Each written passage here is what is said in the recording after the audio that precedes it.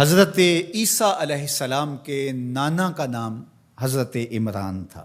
حضرت عمران کے ہاں اولاد نہیں تھی، ان کی زوجہ حضرت حنا سلام اللہ علیہا پیغمبروں کا خاندان ہے، پیغمبروں کی صحبت ہے، تو وہ بھی صبر شکر کر کے اللہ کی رضا پہ راضی تھی۔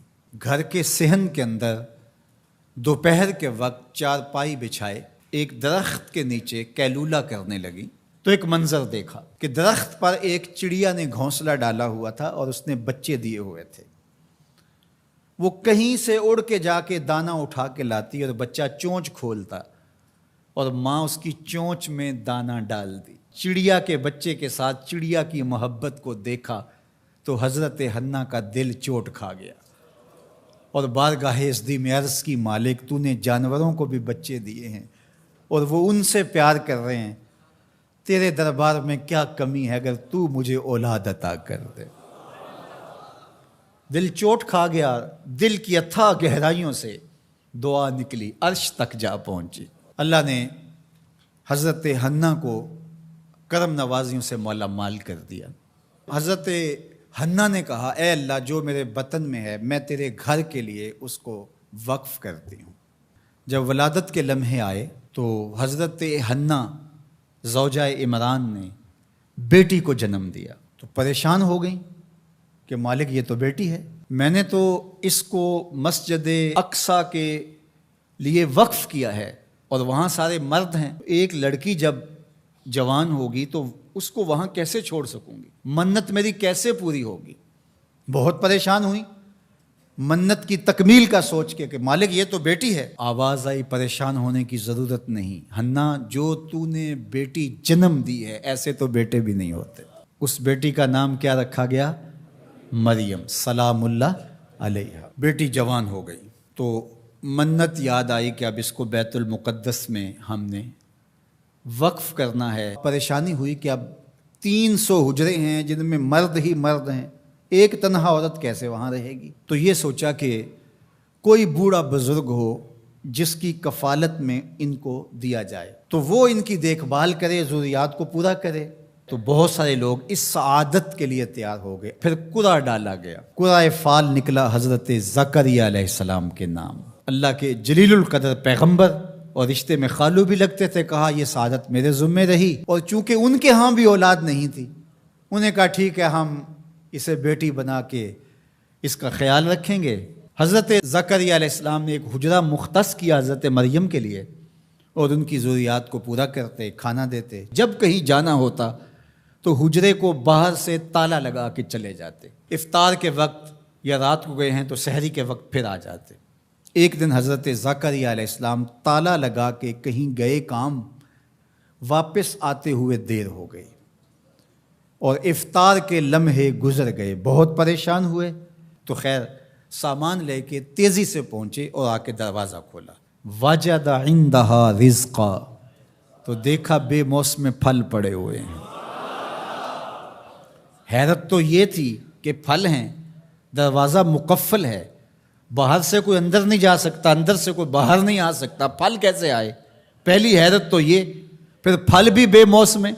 قال یا مریم ان لک ھذا، اے مریم یہ کہاں سے آئے؟ قالت ھو من عند اللہ، کہا یہ میرے اللہ کی طرف سے آئے، یہ مجھے میرے رب نے دیے ہیں۔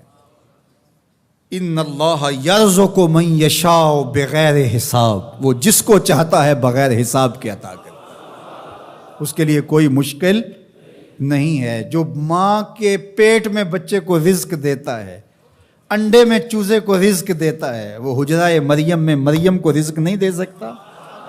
اب حضرت زکریا علیہ السلام کا ذکر آپ نے سنا کہ ان کے ہاں اولاد نہیں تھی، اور عمر کتنی ہو گئی تھی؟ 120 سال، اور آپ کی زوجہ کی عمر 100 سال ہوگی، تو اب تو امید بھی ختم ہو گئی اولاد کی۔ لیکن جب بے موسم پھل دیکھے نا تو اندر چھپی ہوئی امید کی موہوم سی جو چنگاری تھی وہ بھڑک اٹھی، اور حضرت زکریا نے ہاتھ پھیلا لیے، ہنالک دعا زکریا رب، مالک جب تو مریم کو بے موسم پھل دے سکتا ہے، میرے شجر عمر پر اولاد کے آنے کا موسم بیت گیا ہے، لیکن مالک کیا تو مجھے بے موسمی اولاد نہیں دے سکتا؟ حضرت زکریا وہیں کھڑے ہو کے دعا مانگنے لگے۔ معلوم ہوا جہاں رحمتیں اترتی دکھائی دیں وہاں دعا مانگی جاتی ہے۔ ہم جب اللہ والوں کی قربت میں جا کے اللہ سے دعا مانگتے ہیں تو کچھ لوگ معترض ہوتے ہیں کہ اللہ تو ہر جگہ موجود ہے، یہاں کیوں مانگ رہے ہو؟ مسجد اقصی پاس ہے لیکن حجرہ مریم میں اللہ کا پیغمبر دعا مانگ رہا ہے، وہاں رحمت آنکھوں سے اترتے ہوئے دیکھی۔ ان رحمت اللہ قریب من المحسنین، اللہ قرآن میں فرماتا ہے میری رحمت محسنین نیکوکاروں کے نیڑے ہوتی ہے، اس لیے ہم اللہ والوں کے قریب جا کے اللہ سے مانگتے ہیں، مالک تیری رحمتیں یہاں برس رہی۔ ہنالک دعا زکریا ربہ، وہیں کھڑے ہو کے دعا مانگنا شروع کر دی، اللہ مجھے ستھری اولاد عطا کر دے۔ پھر کیا ہوا کہ کہا گیا یہاں دعا کیوں مانگ رہے ہو، میرے گھر میں آؤ۔ کہا گیا نبی ہو کے ولیہ کے حجرے میں دعا مانگ رہے ہو، تمہیں کچھ نہیں دیا جائے گا؟ نہیں، سنو قرآن سنو۔ فنادتہ الملائکہ، فرشتے آ کے پکار کرنے لگے۔ کب؟ وَهُوَ قَائِمٌ يُصَلِّي فِي الْمِحْرَابِ، وہ حجرے میں کھڑے ابھی دعائیں مانگ ہی رہے تھے، فرشتوں نے آ کے ندا دی، کیا؟ ان اللہ یبشرک بیحییٰ، اے زکریا تمہیں مبارک ہو، ہم تمہیں یحییٰ عطا فرمائیں گے۔ اولاد مانگی ہے تو یحییٰ ملے گا، لیکن اکیلی اولاد نہیں مانگی، ذریۃً طیبہ، ستھری اولاد مانگی ہے، پاک اولاد مانگی ہے۔ تو مصدقاً بکلمۃ من اللہ وسیداً وحصوراً ونبیاً من الصالحین، جو بیٹا دینے والے ہیں وہ کلمت اللہ کی تصدیق کرنے والا ہوگا، سردار ہوگا، عورتوں سے الگ رہنے والا ہوگا اور پیغمبر ہوگا، صالحین سے نبی ہوگا، یہ شانوں کا مالک ہوگا۔ فوراً دعا قبول ہو گئی۔ یہ ہے کرامت سیدہ مریم کے حجرے میں بے موسم پھلوں کا ملنا اور وہاں دعاؤں کا قبول ہونا۔